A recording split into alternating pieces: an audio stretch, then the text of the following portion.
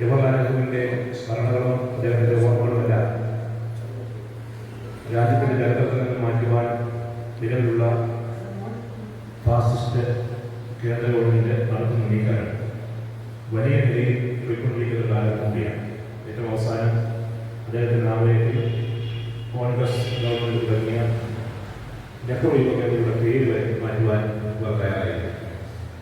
ഇത്തരത്തിലുള്ള നീക്കങ്ങൾക്കെതിരെ ശക്തമായി പോരാടുവാൻ ജവഹർലാൽ നെഹ്റു ഈ രാജ്യത്തെ ചെയ്ത സേവനങ്ങളെ സ്മരിക്കുവാൻ അത് ഭാവി തലമുറയ്ക്ക് പകർന്നു കൊടുക്കുവാനുള്ള ഏറ്റവും പ്രധാനപ്പെട്ട ഉത്തരവാദിത്വം ഇന്ത്യൻ നാഷണൽ കോൺഗ്രസ് പ്രവർത്തകർക്കാണ്. അത് ഏറ്റെടുക്കുവാൻ ഓരോ കോൺഗ്രസ് പ്രവർത്തകരും തയ്യാറാകണം എന്ന അർത്ഥത്തിലുകൊണ്ട് ഈ അനുസ്മരണ പരിപാടികൾ ഈ ജനദിന ആചരണ പരിപാടി ഉദ്ഘാടനം ചെയ്യുക. 1947 ഓഗസ്റ്റ് 15 ഇന്ത്യക്ക് സ്വാതന്ത്ര്യം കിട്ടുമ്പോൾ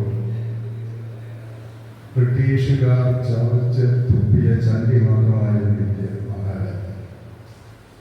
ഇന്ത്യയിലെ 40 കോടിയോളം ജനങ്ങൾ പട്ടിണിയും ദാരിദ്ര്യവുമായി കഴിഞ്ഞത്. ഫലഭൂയിഷ്ഠമായ വിസ്തൃതിയുള്ള ഭൂപ്രദേശവും അധ്വാനിക്കുവാൻ മനസ്സുള്ള ജനവിഭാഗം ഉണ്ടായിരുന്നിട്ട് കൂടി ആ ബ്രിട്ടീഷ് ഭരണകാലത്ത് അവർക്ക് സ്വന്തമായി കൃഷി ചെയ്യുവാൻ പോലും കഴിഞ്ഞില്ല. ബർമയിൽ നിന്നും തായ്ലൻഡിൽ നിന്നും ഇറക്കുമതി ചെയ്യുന്ന അരിയും ഗോതമ്പും 6 ഔൺസ് വീതം ഒരു നേരത്തെ ആഹാരത്തിന് കൊടുത്തിരുന്ന കാലം. പട്ടിണിയും ദാരിദ്ര്യവും നിറഞ്ഞൊരു കാലം. റോഡുകളോ പാലങ്ങളോ ഇല്ലാതിരുന്ന കാലം.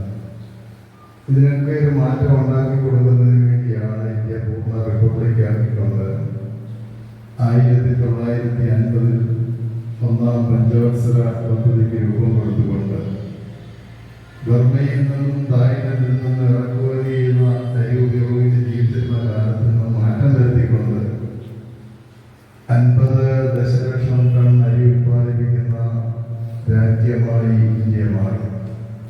ഏറ്റവും കൂടുതൽ പഞ്ചസാര ഉത്പാദിപ്പിക്കുന്ന രാജ്യമായി ഇന്ത്യ മാറി.